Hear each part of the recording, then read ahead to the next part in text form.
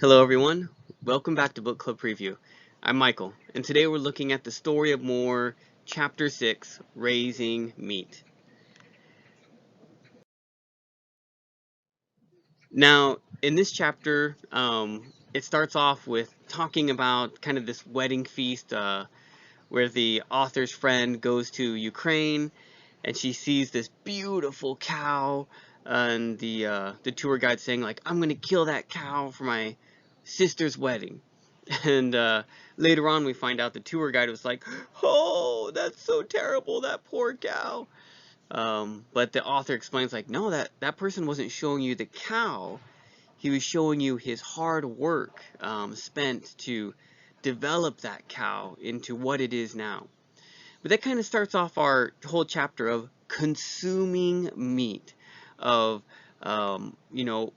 slaughtering, I was going to say thousands, millions of animals and getting tons of meat. And she goes through all of these numbers, as she usually does, talking about all these different things of, um, 100 million cows are slaughtered each day, to 300 million pigs, to 1 billion chickens. I mean, there's all sorts of numbers there. Those aren't the accurate ones. But there's these incredible large amounts of numbers for America, of just all these animals being killed for our consumption each day. Oh my goodness. It was actually pretty astonishing how many are being slaughtered. And it's really interesting because the author, she decides to skip this moral debate on um, is killing um, animals for food a good thing or a bad thing?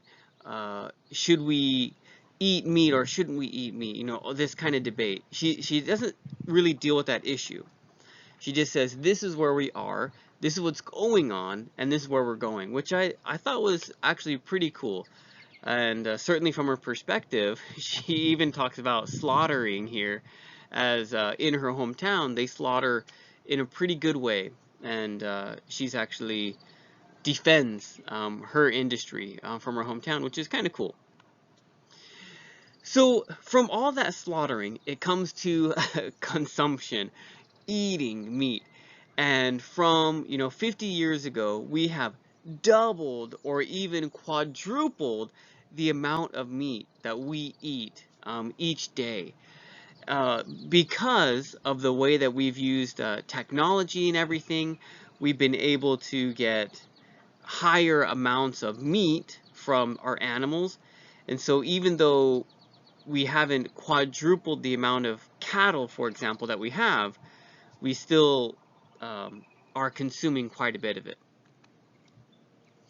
But she gets into the resources. What does it take to grow all of this meat? And it certainly, we can see from the last chapter, said like 10% of the corn that we make is for eating, 45% of it is used for growing corn again, and then 45% of that is used for feeding our meat. And it takes a lot of resources to feed our meat.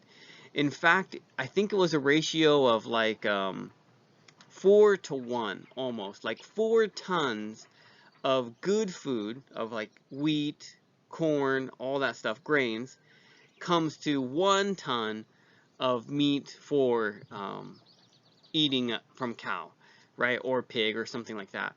And so we're trading, all of this food that we could be eating and shrinking it down into this one particular kind of food that we really like to eat. So it takes a vast amount of resources to get the meat that we get today. And those resources are dwindling because we're running out of space, we're running out of technology. We've already kind of maxed out the amount we can produce from a cow or a chicken, which is already quite a lot from the past. So the author comes to the point saying, hey, look, again, I don't want to get into this debate on whether it's right or wrong or what the food industry is like. This is where we're at. But if we were to consume less meat, not give it up, right? Or even in our first world countries that a lot of us live in, if we just do half, which is more than a lot of the world gets anyways, but if we just cut down like half, then we would save so much food and grain, it could potentially eliminate hunger from the world. But that's not even the real issue here, although that's a wonderful idea. But by 2100, the world will have reached 10 billion people. And right now, we don't have enough resources and food to be able to support that kind of population growth. So if we don't change something in our behaviors and attitudes, we're not. The world is going to be in a really, really tough spot. And she said, I really love what she says here at the very, very end. She says, every time that we eat meat today, oh man, I ate meat last night. Every time we eat meat today, we're choosing right now our own satisfaction instead of our grandchildren's future. Whew, wow, that's a lot to chew on. And so, because of this, we have to limit what we're doing because our world is kind of at its capacity for growth. Unless there's some kind of new technology, or unless we start colonizing the moon or Mars and growing food out there, we're in a really serious limit situation. And so that's her suggestion. Some vocabulary here, and some of them I don't even know, so I might have to have you do some research. The first one here is bovine. Bovine we might have had before, just relating to cows and cattle, all that kind of stuff. Castrated, that means to cut off the the sac where a male generates the seed to give babies from. So if you imagine a male part, there's kind of a sac with 2 eggs in them, and you cut that off, and that makes it so that way the male cow can't have babies anymore. But even humans are castrated in some cultures, but certainly a lot of different animals, dogs, cats, things like that, the males are castrated. Quaint is like unique or cute or special. She describes this quaint farm setting, or where there's one special cow with special decorations around it is located, and it's kind of cute and kind of countryside. It's kind of what I think about. It's a description of appearance. Swaths are like these huge paths. Whoosh, swaths cut out. I think they're talking about farms in this case, or swaths of cattle being driven in these industries for farms. But anyway, these huge paths of things. I don't actually know how to pronounce this word, but porcine, which is relating to pork. It's similar to bovine for cows, porcine relating to, or porcine relating to pigs, anything piggish. Ignoble means not noble, not correct, not right. She's like, is slaughtering ignoble? She even talks like, while I'm talking about all this, we're usually eating meat that was killed in this terrible way. Or she doesn't call it a terrible way, but that the other people imagine being a really terrible way. And she talks about 2 different people here. The first one is Temple Grandi, which I had no idea who this was, but a person, a really famous character in animal activism. And she really helped kind of change the direction of how we treat food in our food industry. Temple Grandi, you can Google her if you want. She also helps out with a kind of autistic movement, because I think she's autistic also.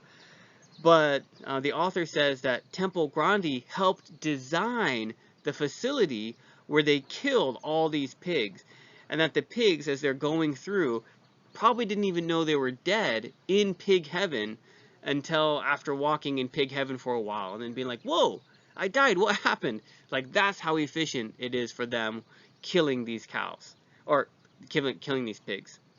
She mentions another person, Uptown Sinclair, who was about 100 years ago, was an author, and he did a series on investigating the slaughterhouses in America. And it was really terrible then, and that concept is still kind of in our minds, the author is saying. And so even though our modern technology is very different than 100 years ago, which Uptown Sinclair talked about, a lot of us still have those views of that person, Uptown Sinclair. So another person you can Google, look at, kind of human, or not human, animal rights activist in a way, although they didn't maybe have that term back then. Gestated was when like the seed of an animal and an egg of an animal come together and they start to create that animal. Gestation is what we call that. Gelding, that's the same as castrate, is where you take out that part for the male that can produce babies. You know what? Gelding might be the female version of that. I don't think so. I think it's still the male version. It's just used in a different word for the same thing.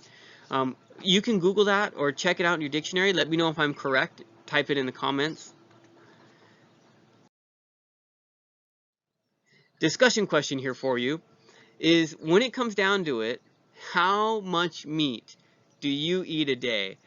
Now, I'm American, and even though I'm not maybe the size of a typical American that we kind of think of stereotypically, I consume quite a bit of meat a day. At least, you know, some meat for lunch, some meat for dinner. Oh, you know what? Nowadays, yeah, I usually have an egg for breakfast. So, sorry, I shouldn't even have mentioned that. That's my answer to my discussion question.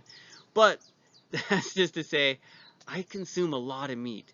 Whew, it's giving me a lot to think about, this chapter. Please make your own discussion question. That is all the time that we have for today. But thank you so much for joining me for this episode of Book Club Preview. I'll see you soon. Bye-bye.